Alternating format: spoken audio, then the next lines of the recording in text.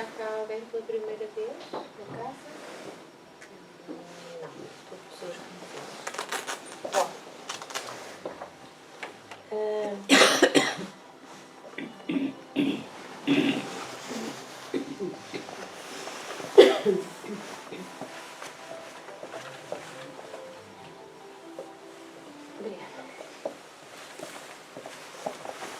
Esta oração de São Francisco de Assis é belíssima e eu não desistia trazê-la hoje porque é de preces que ainda vamos continuar a falar no resto do nosso estudo de hoje.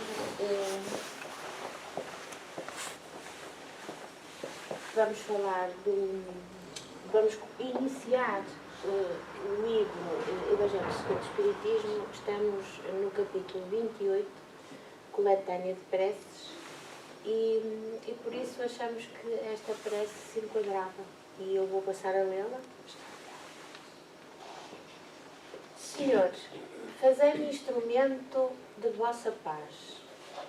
Onde houver ódio, que eu leve o amor. Onde houver ofensa, que eu leve o perdão. Onde houver discórdia, que eu leve a união. Onde houver dúvida, que eu leve a fé. Onde houver erro, que eu leve a verdade. Onde houver desespero, que eu leve a esperança. Onde houver tristeza, que eu leve a alegria. Onde houver trevas, que eu leve a luz. Ó Mestre, fazer que eu procure mais consolar que ser consolado. Compreender que ser compreendido. Amar que ser amado. Pois é dando que se recebe.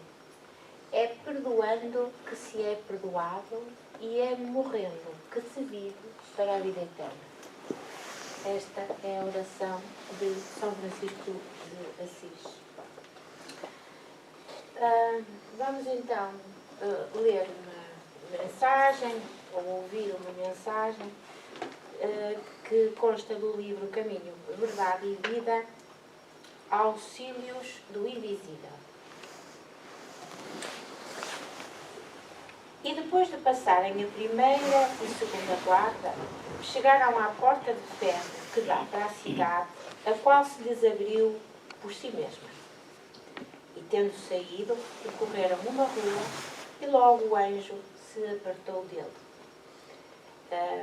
Este trecho foi tirado do livro Atos, capítulo 12, versículo 10. E Emmanuel vai comentar este trecho.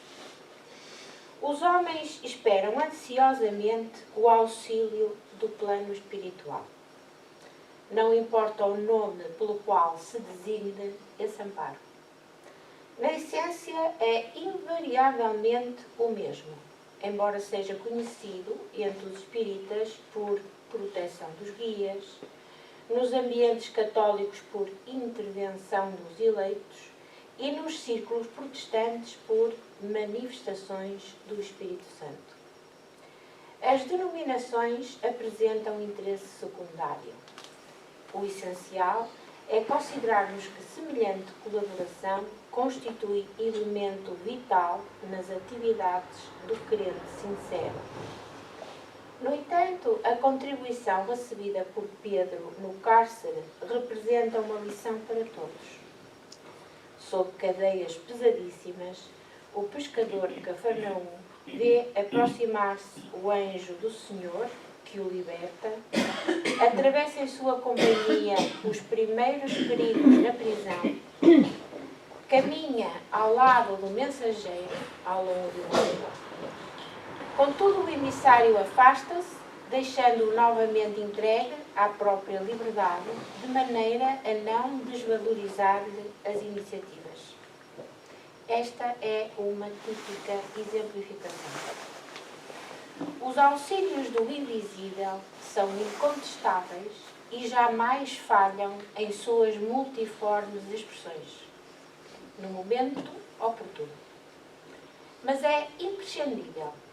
Não se vicie o crente com esta espécie de cooperação, aprendendo a caminhar sozinho, usando a independência e a vontade no que é justo e útil. convicto de que se encontra no mundo para aprender, não lhe sendo permitido reclamar dos instrutores a solução de problemas necessários à sua condição de aluno.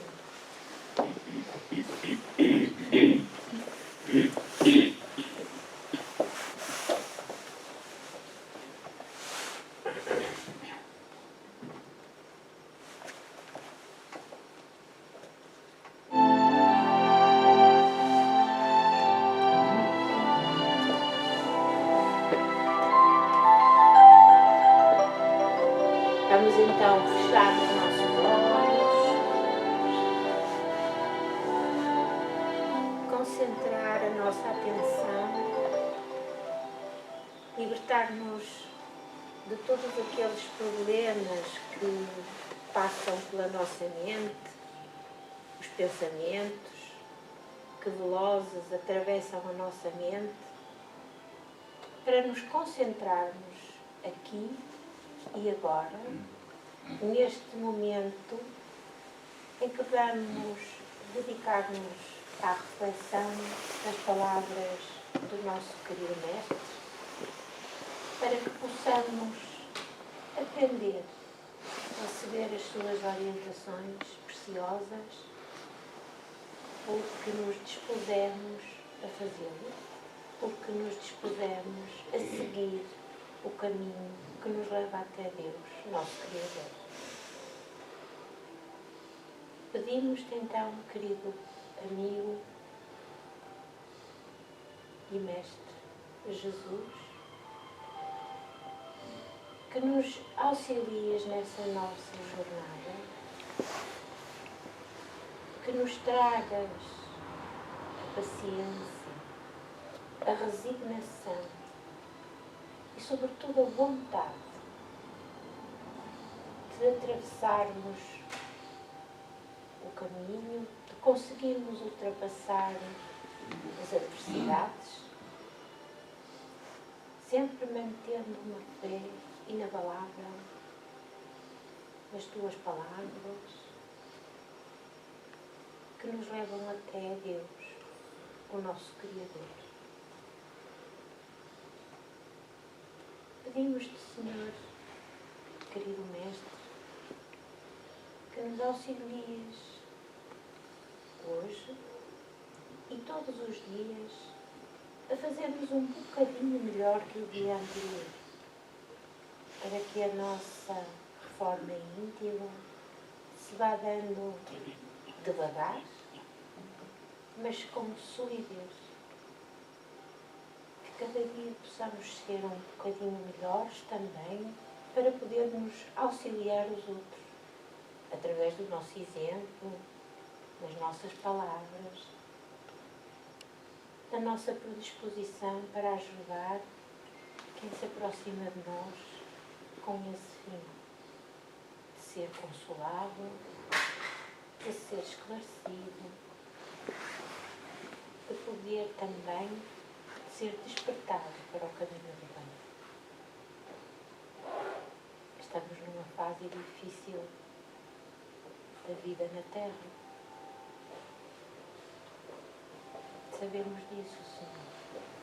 E pedimos-te uma vez mais auxílio para conseguirmos ultrapassar estas mudanças que a todos afetam.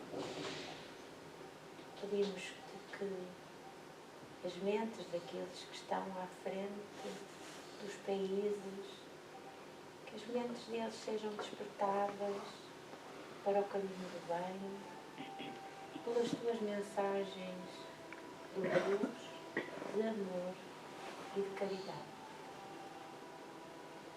Auxilia também, Senhor, todos aqueles que necessitam de ajuda nos dois planos da vida.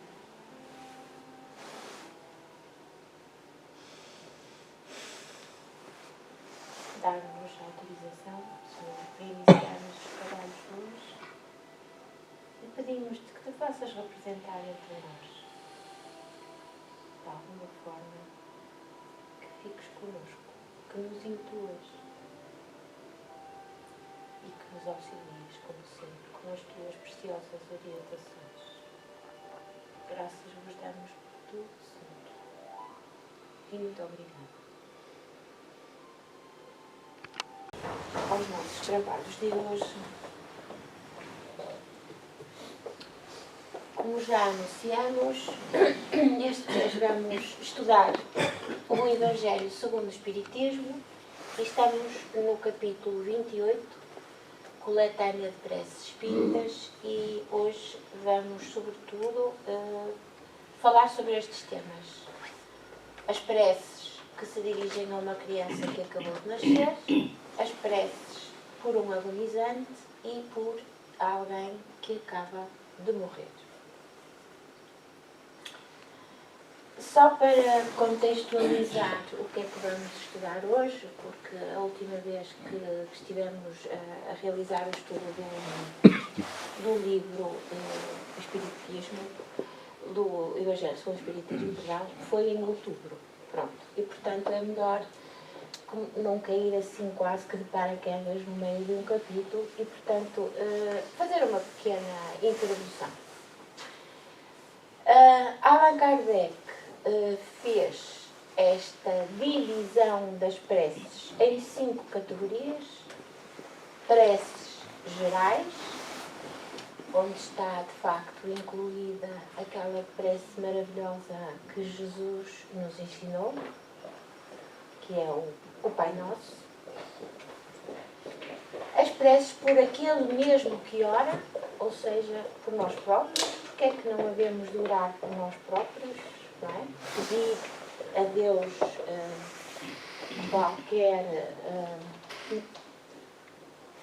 sobretudo pedir a Deus que nos dê a paz, a harmonia e que nos faça desenvolver virtudes como a resignação, a paciência e a vontade de ultrapassar as nossas dificuldades do dia a dia. É bom que entendamos que quando pedimos a Deus, não é Deus que nos vai resolver os problemas, não é? Não vale a pena pedir a Deus coisas materiais, já sabemos que isso também não é o nosso objetivo.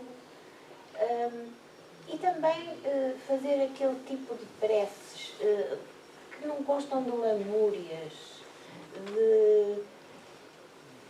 de atos de desespero, talvez não seja de maneira a serem as mais ouvidas por Deus. Mas vamos desenvolver este tema um bocadinho mais à frente. Temos também as preces pelos vivos, as preces pelos mortos e as preces pelos doentes e auxiliados.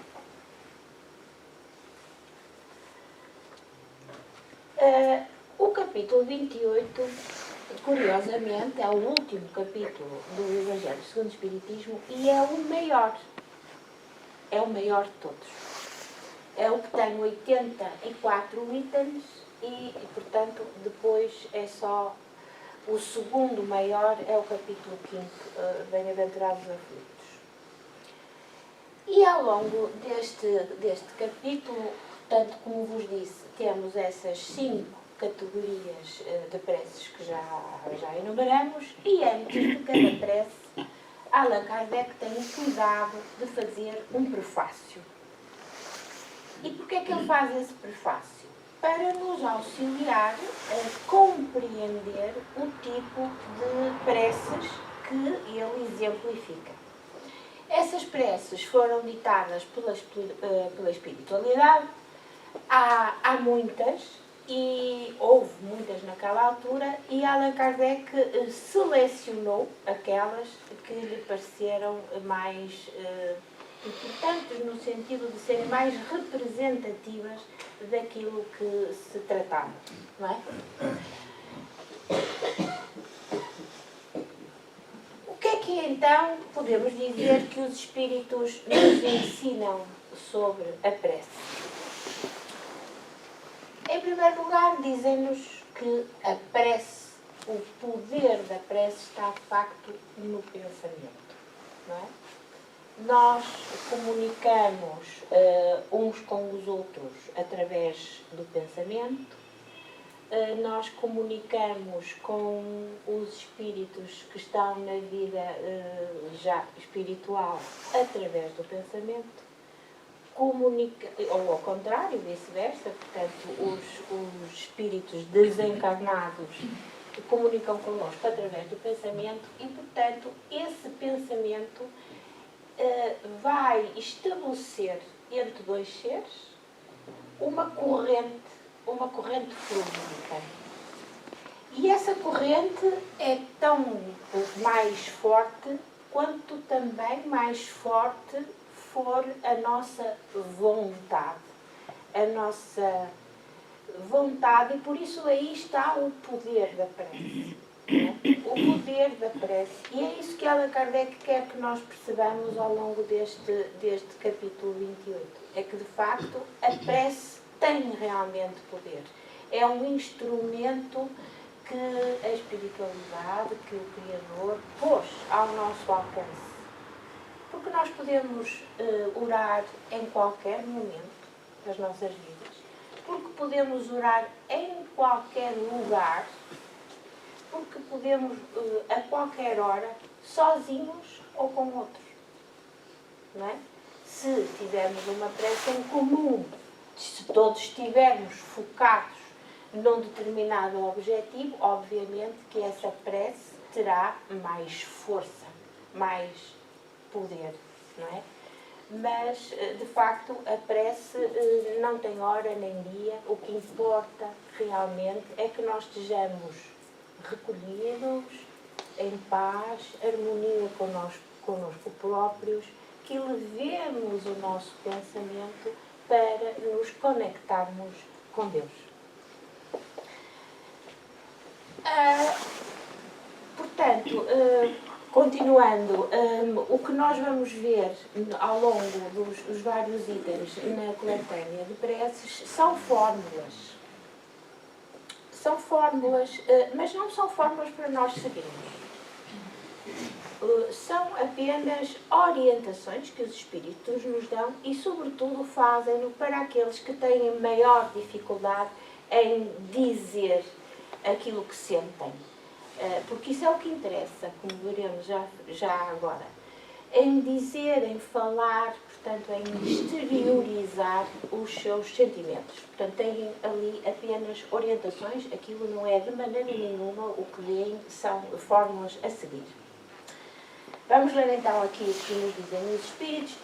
Retiramos isto logo do preâmbulo, do primeiro, logo que o capítulo inicia, temos esta frase, este pensamento que foi colocado aqui por Allan Kardec, obviamente. A forma nada vale, o pensamento é tudo. Ora, pois, cada um, segundo as suas convicções e da maneira que mais o toque. Da maneira que o seu sentimento seja verdadeiro, sincero. E depois diz-nos, um bom pensamento vale mais de um grande número de palavras com as quais nada tenha o coração. Ora, isto significa que aquelas preces muito rebuscadas, muito compridas, muito elaboradas, no fundo, têm um valor, digamos assim, para Deus praticamente inexistente, porque o que interessa é a intenção com que a prece é feita. O que interessa é os sentimentos que nós exteriorizamos quando oramos. E então, Allan Kardec, em vários locais e em vários pontos dos seus livros da codificação, através do ensino dos espíritos, diz que não existem fórmulas absolutas. Portanto, as fórmulas foram os homens que as fizeram, não é? Depois diz também que a prece tem que ser inteligível para que seja associada a um pensamento e o que não se compreende não pode tocar o coração. Isto é óbvio. Já Paulo também fala disto, porque reparem, se de facto se está a fazer uma prece se não se entende o que se está a dizer, como é que nós podemos nos associar, como é que nós nos podemos enlevar por aquilo que desconhecemos? Não é? O exemplo sempre dito nestas alturas é, na Igreja Católica, ainda há bem pouco tempo, os padres diziam a missa em latim. Ora, poucas são as pessoas que sabiam latim, portanto era incompreensível todas aquelas orações e, portanto, não podiam de forma nenhuma despertar em alguém que estivesse a assistir um sentimento, porque estávamos a ouvir uma coisa que não percebíamos. Há energias, mantras. Calma. E portanto, o que era também aqui importante, e pegando aqui nos mantras da Sara, é que o Espiritismo aceita todo tipo de preces, sejam elas de que religião for. Porque aos olhos de Deus é óbvio que o que interessa, e repito, é a intenção. Não é a língua, não é a forma como cada uma da religião orienta o seu crente. O que interessa de facto é a ligação que se estabelece entre o Criador e a criatura. E outra parte importante também é que os Espíritos dizem-nos que a prece tem que ser clara, simples e concisa. Clara, toda a gente entende. Simples, palavras simples. Cada palavra é escolhida para ter uma determinada intenção. E concisa. Concisa, curta, sintética. Não vale a pena ser rebuscada, porque já concluímos que o valor é o mesmo. Temos o melhor exemplo de todos, que foi Jesus que nos deu, que é o Pai Nosso. E, de facto, é uma oração cheia de sentido, simples, concisa e clara. Todos nós a entendemos, todos nós a percebemos bem o seu sentido. E depois, de facto, o objetivo da prece está aqui. É um momento de recolhimento e de paz para elevarmos a alma ao encontro de Deus. E então o que é que se pretende que nós façamos quando estamos, quando pretendemos fazer essa conexão com Deus? Sermos humildes e temos também alguma dignidade, não é? Lá está. Não é encher a prece com lamúrias e lamentações, porque isso de facto de nada vale. O que nós vamos solicitar ao Criador, o que vamos pedir, é de facto, e não quero mais repetir, a paciência, a resignação, as orientações que nos levem a resolver os nossos próprios problemas.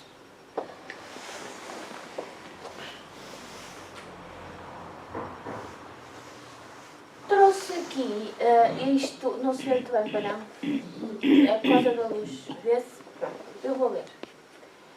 Eu não sei de quem é, porque encontrei isto assinado por vários nomes e, portanto, achei que o melhor era pôr que o autor era desconhecido.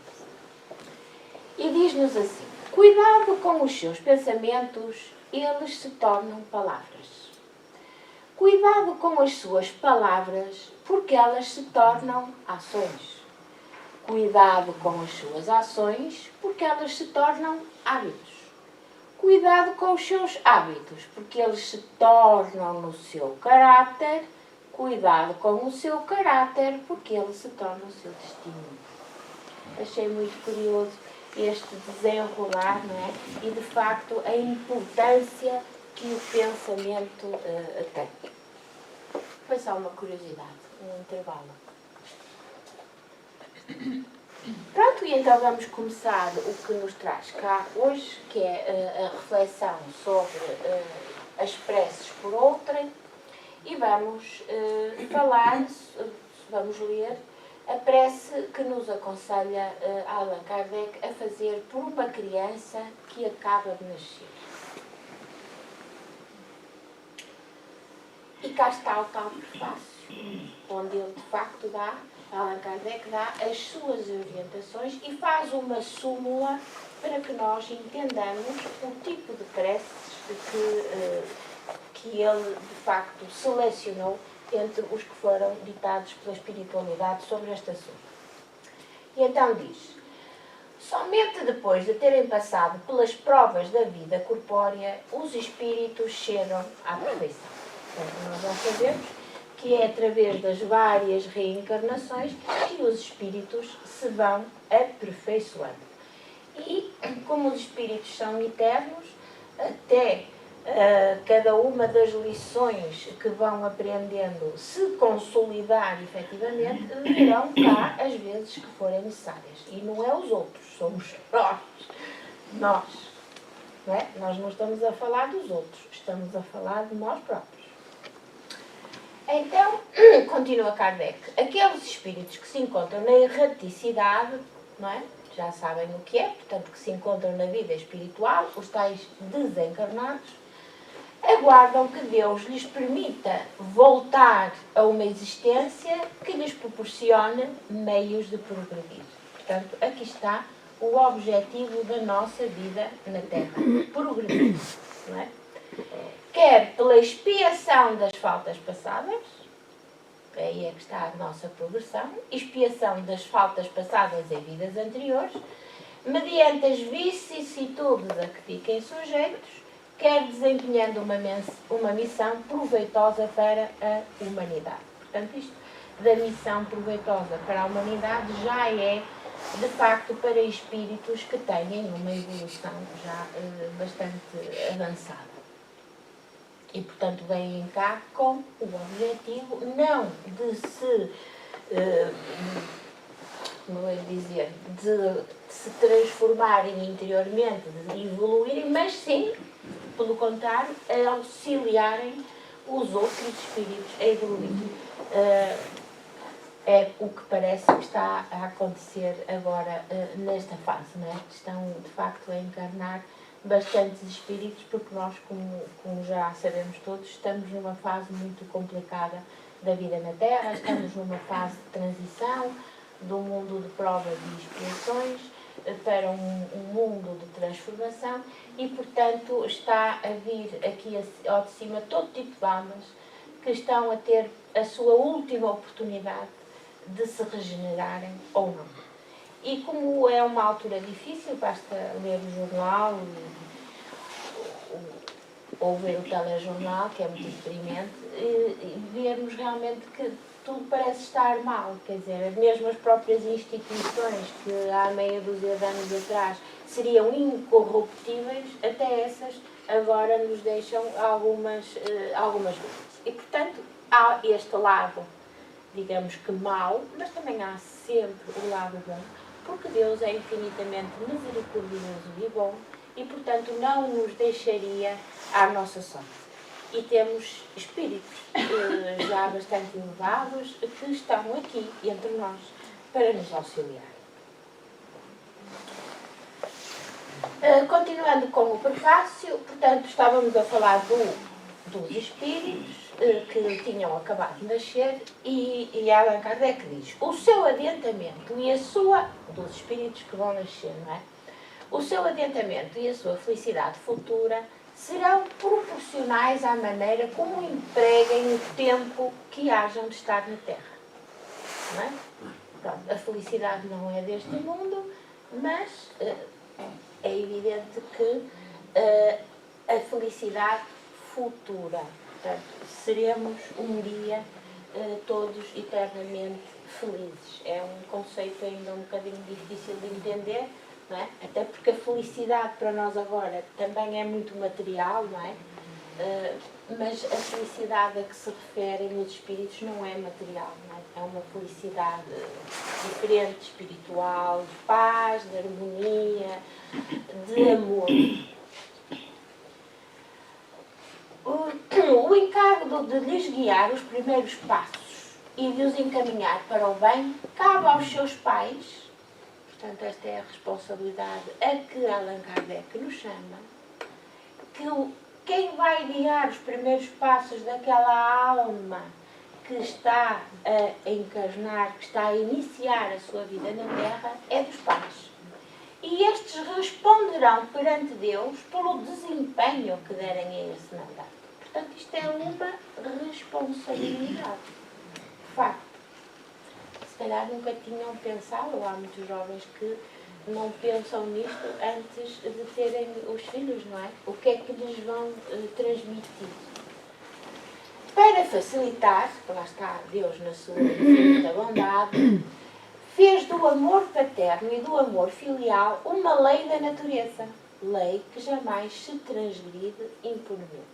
Portanto, o mais normal, digamos assim, há exceções várias, como sabem, mas o mais normal é nós termos, de facto, um amor profundo por aqueles filhos que acabamos de trazer ao mundo e, de facto, o amor materno, não me levem a mal, puxar a brasa à minha sardinha, mas de facto o amor materno é aquele que é mais parecido, dizem os espíritos, que é um amor único, o mais parecido com aquele amor universal que se dá sem estar à espera de receber.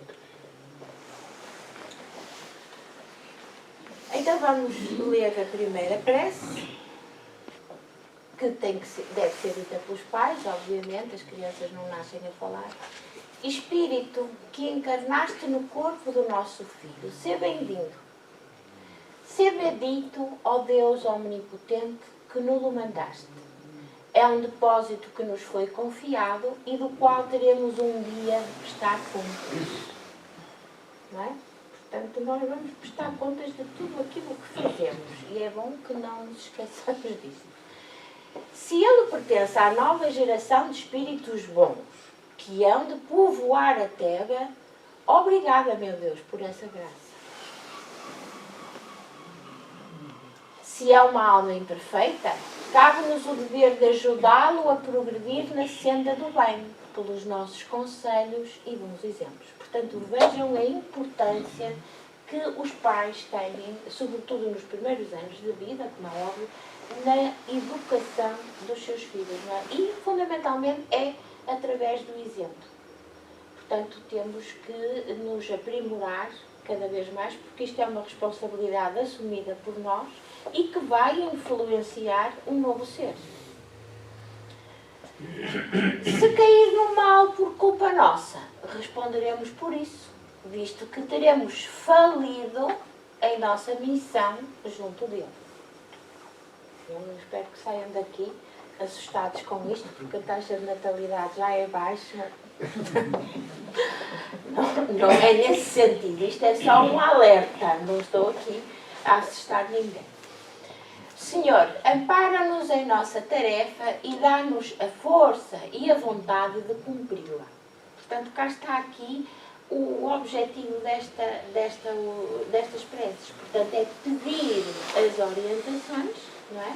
Para que possamos cumprir a tarefa que nós assumimos com Deus e com os nossos benfeitores e a espiritualidade superior. Assumimos cumprir essa tarefa, mas, por outro lado, quando estamos encarnados, percebemos-nos de outro tipo de vicissitudes que, quando estávamos lá em cima, do outro lado, talvez não nos apercebêssemos, não é? E facilmente poderíamos pedir provas para que nos pudéssemos redimir de falhas em vidas passadas. Senhor, ampara-nos em nossa tarefa, dá-nos a força e a vontade de cumpri-la. Portanto, não venhas cá cumprir por nós ou dar-nos as dicas. Nós é que vamos fazer isso, mas pedimos, de facto, o auxílio. Se este filho nos vem como provação para os nossos espíritos, faça a nossa vontade. Porque isto também é, de facto, uma possibilidade. É esse filho que nós vamos receber no seio da nossa família seja uma provação para nós todos e fundamentalmente para os pais. Bons espíritos que presidiste ao seu nascimento e que tendes de acompanhá-lo no curso da sua existência, não o abandoneis. Cá estão os benfeitores, não é? Afastai dele os maus espíritos que tentem orientá-lo para o mal. Dai-lhe forças para resistir às suas sugestões dos maus espíritos, não é? E coragem para sofrer com paciência e resignação as provas que o esperam na Terra. Portanto, é de facto uma orientação importante esta e sobretudo lúcida, não é? Daquilo que nós estamos aqui a fazer na Terra, da responsabilidade que é acolher um novo membro, digamos assim, da nossa família e sabendo à partida que temos essa obrigação de o orientar. E não se esqueçam, sobretudo, de lhe dar, através do nosso exemplo, que é fundamental, não é? Nós não vamos estar a dizer uma coisa e fazer outra, porque isso, qualquer criança ficaria um bocadinho baralhada, não é? E eles aprendem rápido, cada vez mais. Outra prece, outro exemplo. Meu Deus, confiaste-me a sorte de um dos teus espíritos. Senhor, faz que eu seja digno do encargo que me impuseste.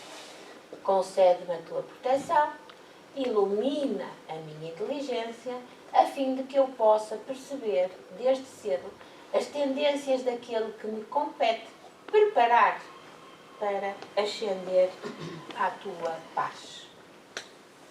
Deus de bondade, pois que te aprouve permitir que o espírito desta criança viesse de novo sofrer as provas terrenas, destinadas a fazê-lo progredir, dá-lhe luz, a fim de que aprenda a conhecer-te, amar-te e adorar-te. Portanto, estamos aqui a assumir que esta alma que nós vamos recolher no nosso seio, no nosso lar, é uma alma que já não é a primeira vez que reencarna. Pode até ser uma alma velha e muito, de facto, muito sábia.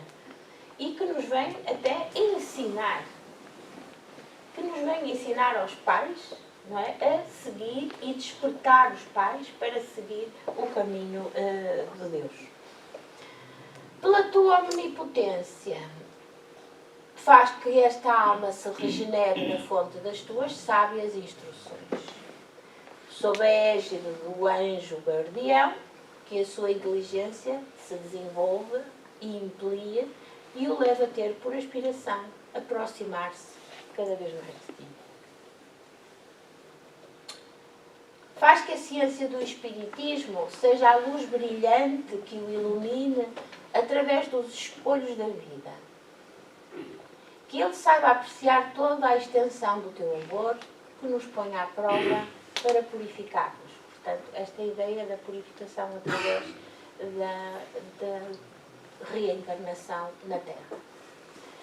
Senhor, lança paterno olhar sobre a família a quem confiaste esta alma, para que ela compreenda a importância da sua missão e que germinem nesta criança as boas sementes até ao dia em que ela possa, por suas próprias inspirações, elevar-se sozinha para ti. Portanto, nós todos temos a consciência que preparamos, de facto, os nossos filhos, mas que depois eles seguirão o seu caminho e sofrerão as suas próprias influências, porque isso é a lei quase que da natureza, não é?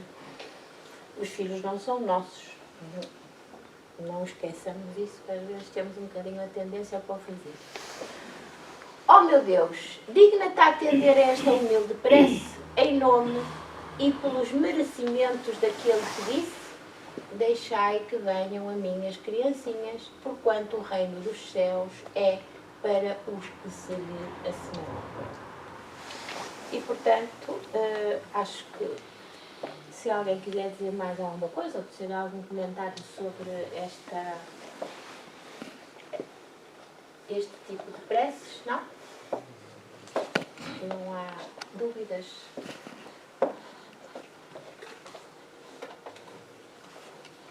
Continuar.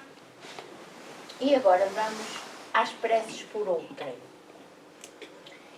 E, fundamentalmente, Allan Kardec vai dar-nos exemplos das tais fórmulas de preces por um agonizante.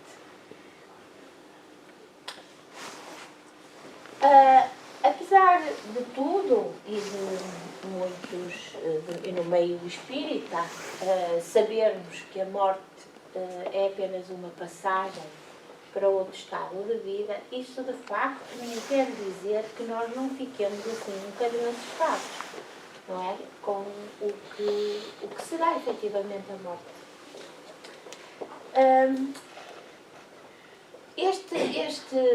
Hoje em dia nós já temos conhecimento suficiente para podermos falar destes assuntos com alguma leveza. Já não assume nas nossas mentes aquele aspecto escuro e negro de o que é que se passará depois, porque todos nós confiamos e temos fé de que de facto depois desta há uma vida.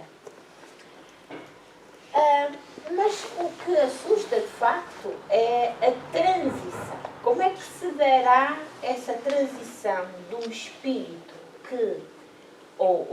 do espírito encarnado que liberta o corpo e que a sua alma passará para a vida espiritual?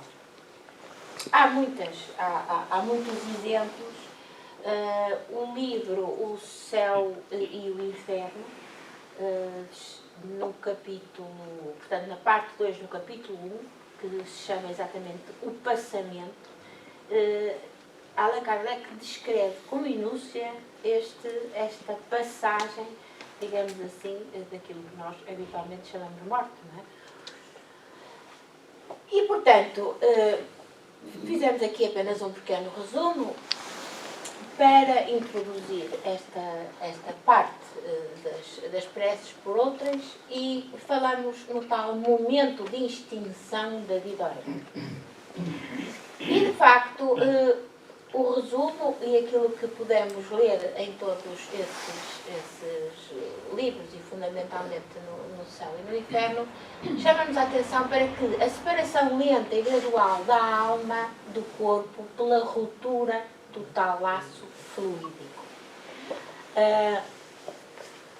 Nós temos na constituição, digamos assim, do ser humano, temos então a parte material, que é o corpo físico, e temos a parte fluídica, que constitui o perispírito e que se liga ao espírito, tornando quase que uma unidade que se vai manter para sempre, ou pelo menos quase sempre, na vida espiritual. E, portanto,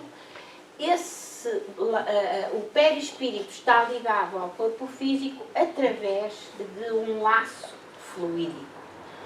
Há quem lhe chame laço de prata, outros simplesmente laço fluídico. E, portanto, quando se passa do estado da vida terrena para a vida espiritual, quando há esse desencarne, o perispírito vai se soltando lentamente do corpo físico a que está solidamente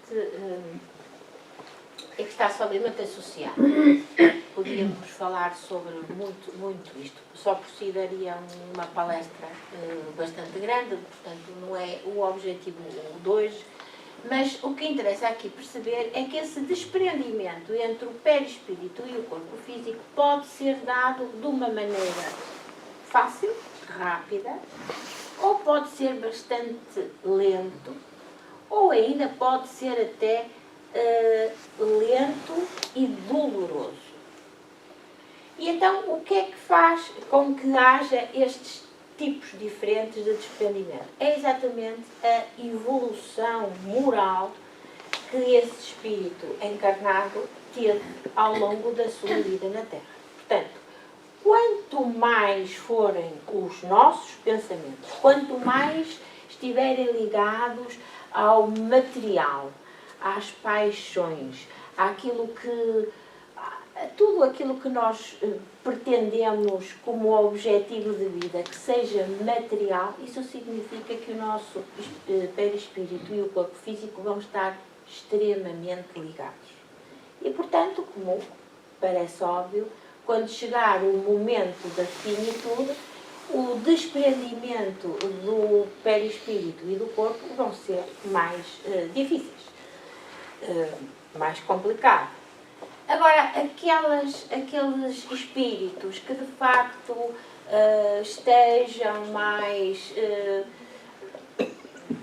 virados para o lado espiritual, portanto, que se consigam já desprender e desapegar dos bens materiais e que se entreguem a uma vida mais espiritual, como disse, portanto, com conhecimento, com vontade de conhecer, de estudar, de perceber aquilo que é realmente a vida espiritual. Então aí essa colisão entre o perispírito e o corpo físico já não é tão forte, não é? E o corpo até pode estar quase que pouco ligado, digamos assim, ao perispírito, e o desencarne seja mais fácil. É o que se diz aqui, não é?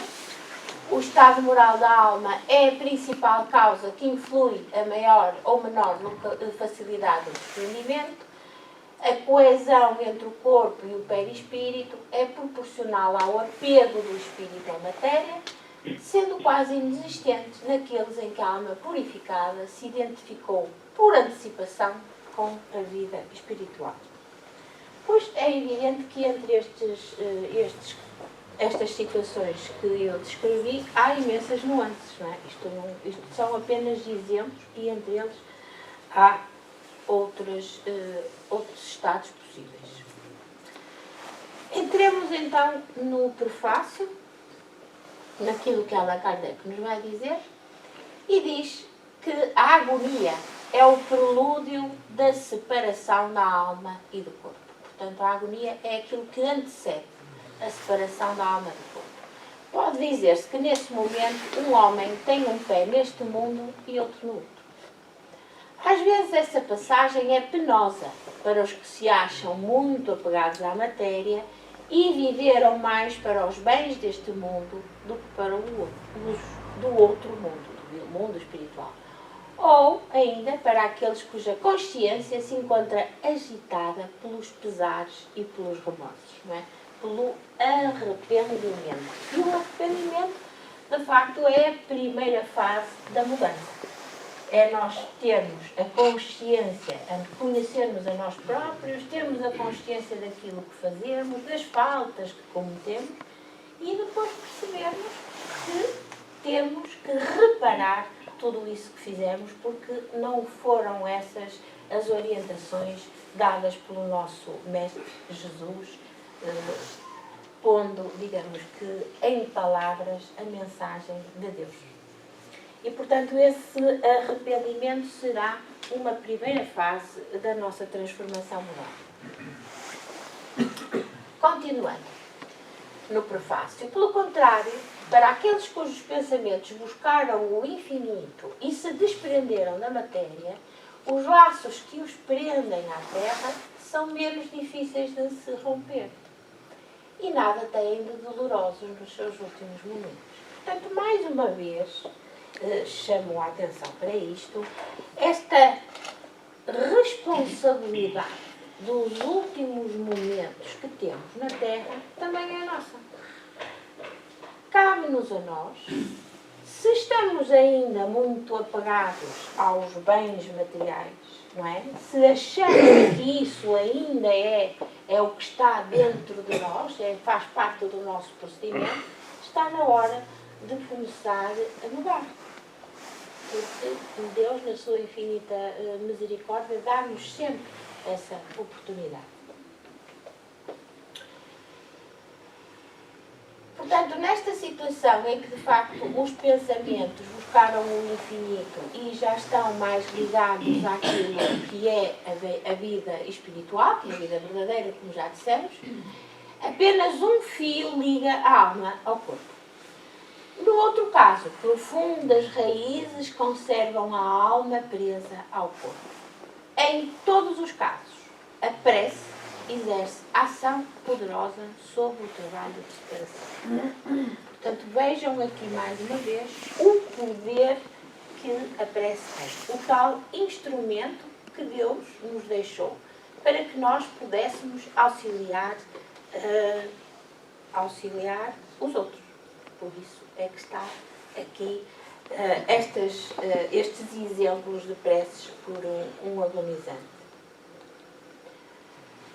Então temos aqui uma prece que diz: Deus omnipotente e misericordioso, aqui está uma alma prestes a deixar o seu envoltório terreno para volver ao mundo dos espíritos sua verdadeira pátria. Portanto, de facto, a vida terrena é apenas uma fase, e uma pequena fase do espírito que, como sabem, é eterno. Dado-lhe seja fazê-lo em paz e que sobre ela se estenda a sua misericórdia. Seja fazê-lo em paz ou sobre ela a alma. Se estenda a sua misericórdia. Bons espíritos que a acompanhaste na terra, não abandoneis neste momento supremo. Dá-lhe forças para suportar os últimos sofrimentos, porque lhe cumpre passar neste mundo a bem do seu progresso futuro. Portanto, mais uma vez, aqui o objetivo da nossa passagem pela Terra. Inspirai-a, está sempre a falar em relação à alma, para que consagre ao arrependimento das suas faltas os últimos clarões de inteligência que lhe restem ou que momentaneamente lhe advenham. Também podíamos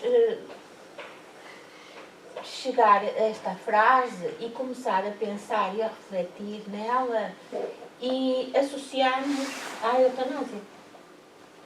Porque, de facto, como aqui estão a ver, até ao fim dos últimos momentos na Terra, a alma tem a possibilidade de Deus, dar-lhe essa possibilidade de Deus de se arrepender, de mudar, de se transformar, quando se confronta, de facto, com a morte diante dos seus olhos.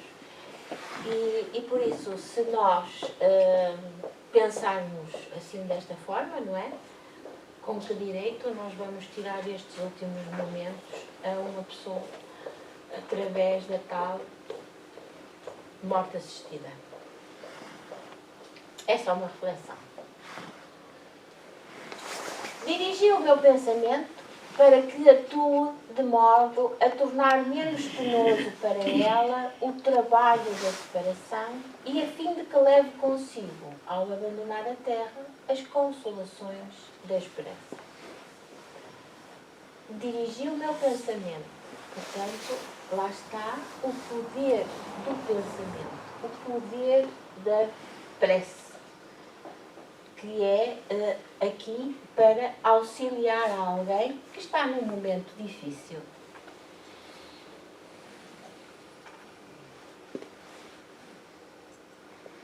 Portanto, a prece, de facto, tem várias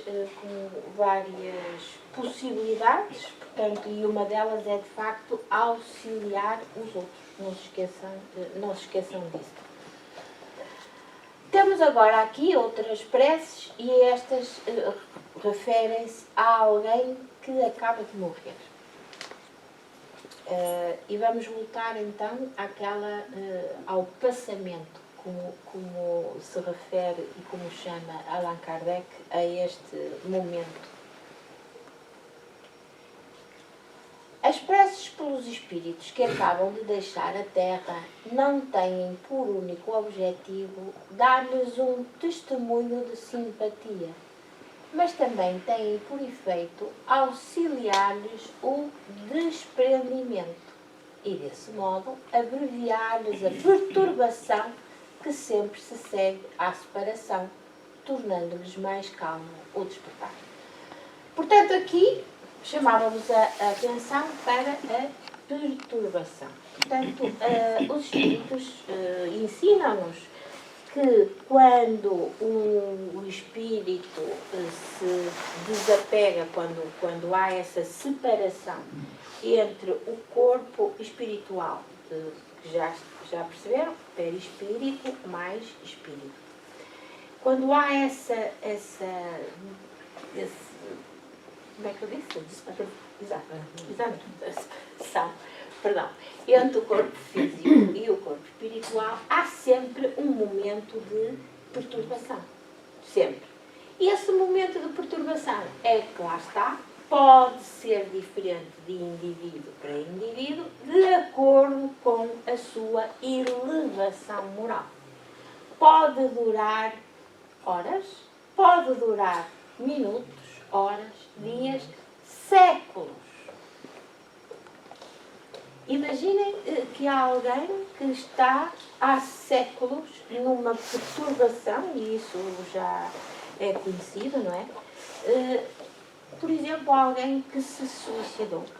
É frequente isso acontecer, penso que até está descrito no livro da morte do suicida, porque há uma perturbação que permanece. E então, se de facto nós orarmos por essa alma perturbada, por lhe mostrarmos que de facto pensamos nela, que estamos prontos para auxiliar, e isto é um ato de caridade, portanto podemos auxiliar os espíritos desencarnados como os encarnados, isso vai ser agradável para aquela alma que não se sente abandonada, que não se sente sozinha, que sente que tem apoio. Isso é importante. Acho que passei a mais. A eficácia da prece está na sinceridade do pensamento e não na quantidade de palavras que se profiram mais ou menos pomposamente e que a miúde não tocam o coração. Já falamos sobre isto. Salientava aqui o não tocar o coração. Portanto, não há sentimento expresso, porque isso é, de facto, o que é importante na oração. As preces que se elevam do coração ressoam em torno do espírito, cujas ideias ainda estão confusas, tal como as vozes amigas que nos fazem despertar do sono. Esta comparação é interessante, mas deve ser assim mesmo para estar aqui, não é? Porque, de facto, Allan Kardec, tal como ele nos ensina a fazer as preces, escolhe cuidadosamente as palavras. Portanto, nada disto está aqui por acaso. Tudo isto foi pensado maduramente, não é? E até comprovado por várias mensagens, já sabem disso, que foi assim que Kardec construiu todos os livros da codificação. Portanto, ele selecionou as mensagens. Se ele põe isto aqui, é porque, de facto, é assim que se faz. Deus, a prece, vamos então agora entrar na prece. Deus omnipotente, que a tua misericórdia se derrame sobre a alma de X, seja quem for, a quem acabaste de chamar da terra. Possam ser-lhe contadas as provas que aqui sofreu, bem como as penas, que lhe sejam suavizadas e encurtadas, que ainda haja de suportar na espiritualidade. Portanto, estamos aqui a pedir por alguém a Deus. Bons espíritos, que o vieste receber e que, em particular, o seu anjo guardião, o anjo da guarda, ajudai-o a despojar-se da matéria. Dai-lhe luz, a consciência de si mesmo, a fim de que saia presto, que saia rápido, da perturbação inerente à passagem da vida. Portanto, esta perturbação vai sempre existir. A duração é que varia. Da perturbação inerente à passagem da vida corpórea para a vida espiritual. E inspirai-lhe o arrependimento das faltas que haja cometido e o desejo de obter permissão para as reparar, a fim de que, acelerar o seu avanço rumo à vida eterna bem-aventurada. Portanto, dá a ideia que aqui também temos que, mesmo na vida espiritual, terem atenção que as faltas cometidas não podem ser todas julgadas da mesma forma. Mas isso nós fazemos aqui também na nossa lei humana, não é? Não vamos dar uma pena igual a um indivíduo que roubou uma coisa qualquer no supermercado de outro que tirou a vida a alguém. Portanto, aqui na espiritualidade é exatamente a mesma coisa. Portanto, de acordo com o merecimento que tenhamos, assim também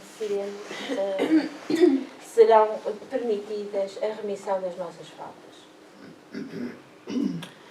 N, que acabas de entrar no mundo dos espíritos e, no entanto, aqui te achas presente entre nós. Tu nos vês e ouves.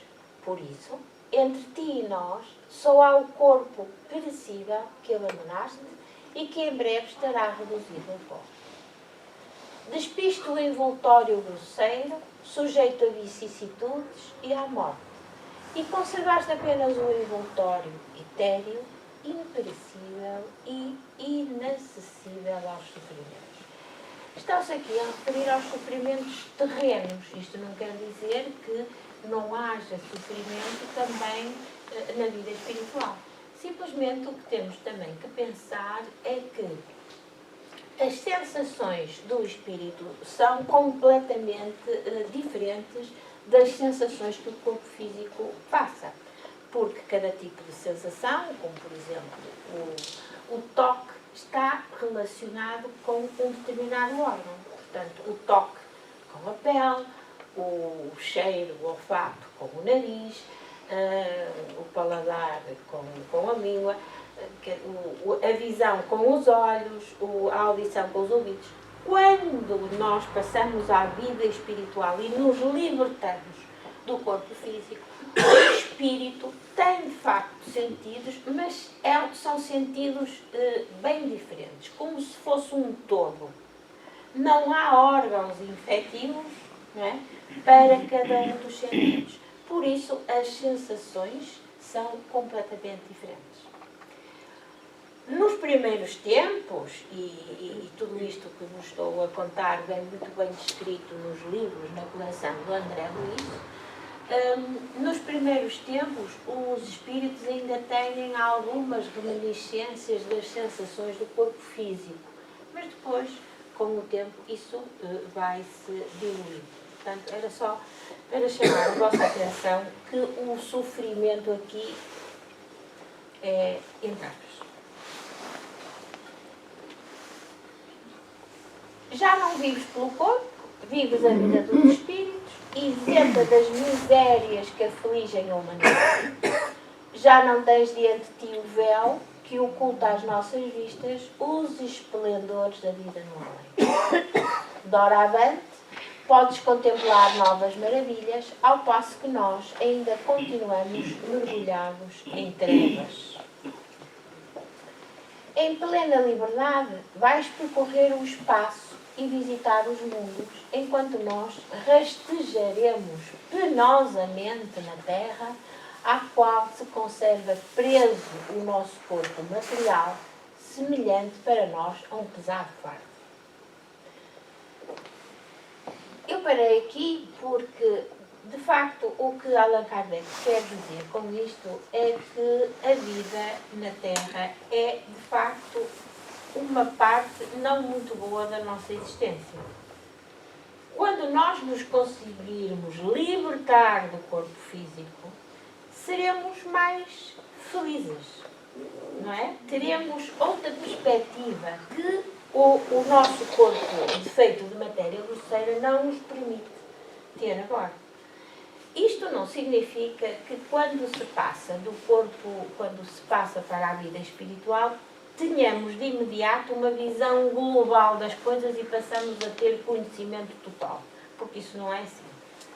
Nem todos os espíritos, quando passam para a vida espiritual, têm essa capacidade de abarcar, não é, tudo o que diz respeito ao mundo espiritual. Não, também aí, tal como no mundo material, há uma hierarquia de espíritos, não é? Uns têm possibilidade de ter determinados conhecimentos, outros mais conhecimentos do que os primeiros, os terceiros ainda maior, de acordo com a sua evolução moral.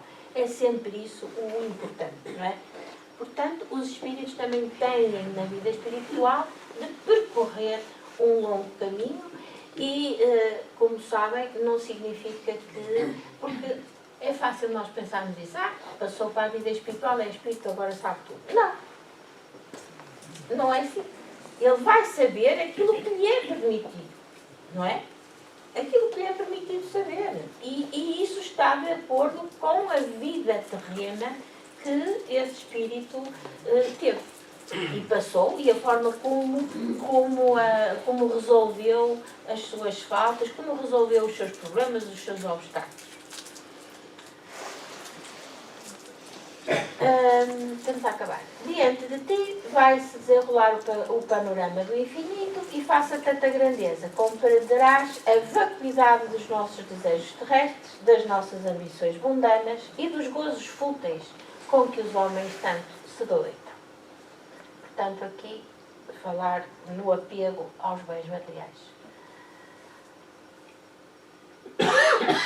A morte para os homens não é mais do que uma separação material de alguns instantes. Portanto, isto é para mostrar a precariedade da vida na Terra. Do exílio onde ainda nos retém a vontade de Deus, bem assim como os deveres que nos correm deste mundo, acompanhar-te-emos pelo pensamento, até que nos seja permitido juntar-nos a ti, como tu te reuniste aos que te precederam.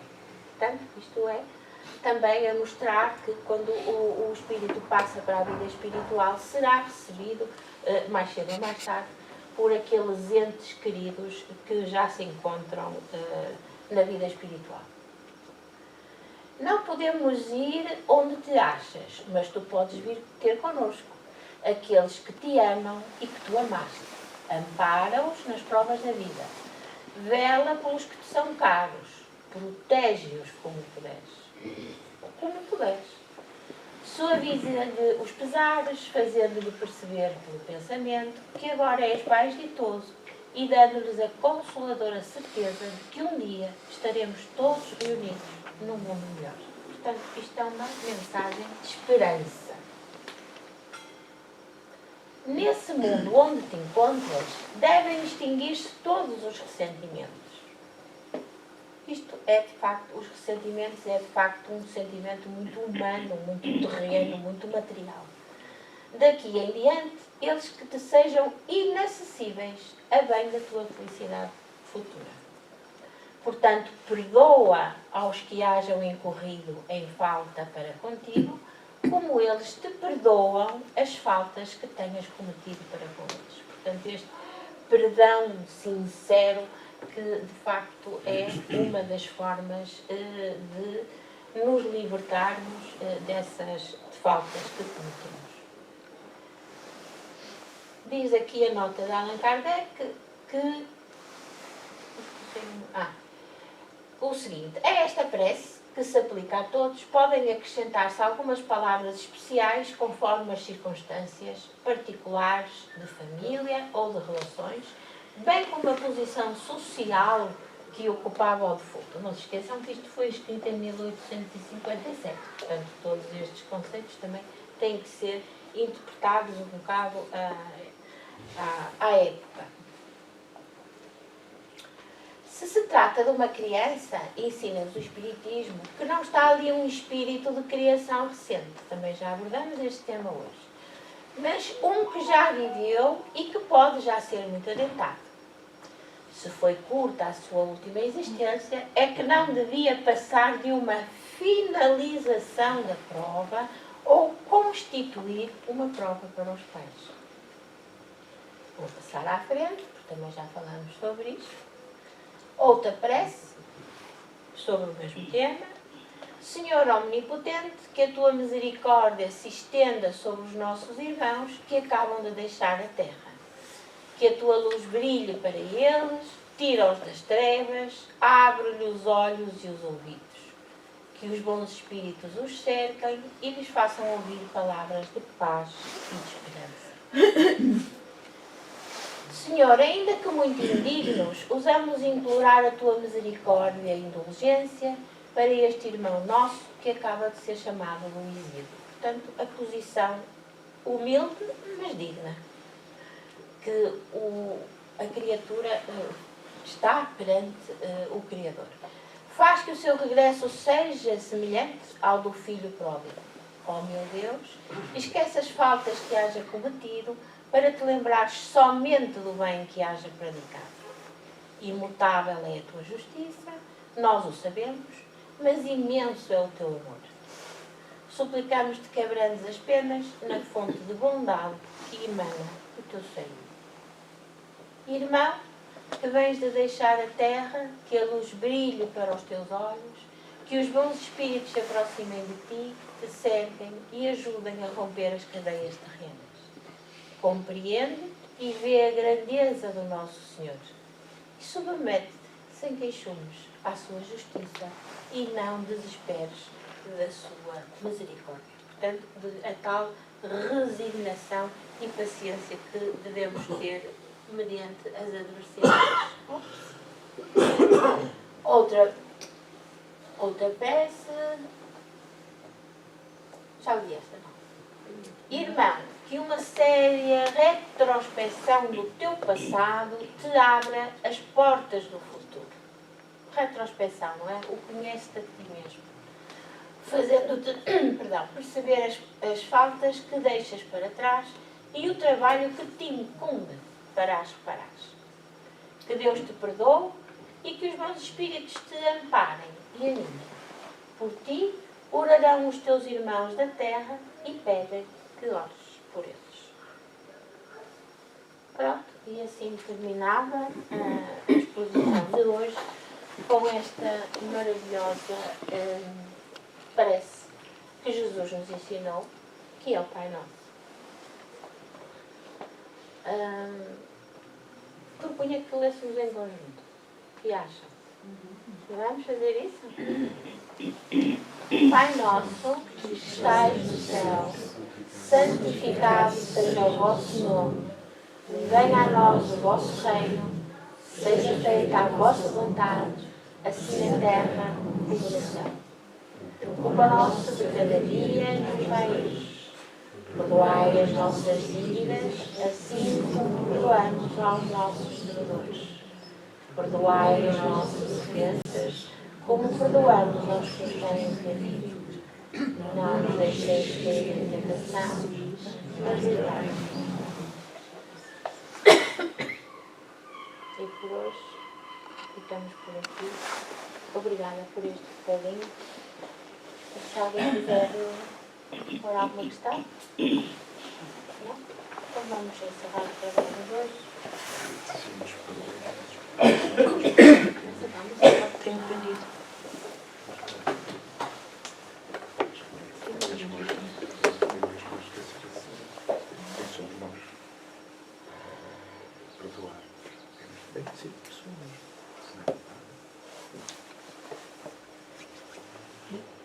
Com o coração cheio de alegria por termos estado a conversar, a refletir nas tuas palavras, Senhor. E mostraram tão boas vibrações de paz, de amor.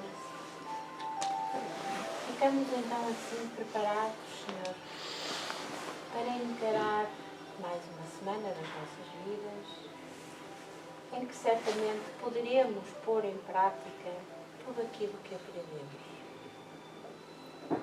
Fica connosco, Senhor. Auxilia-nos a ultrapassar as nossas adversidades. Auxilia-nos a que possamos, através do nosso exemplo, como aqui foi dito,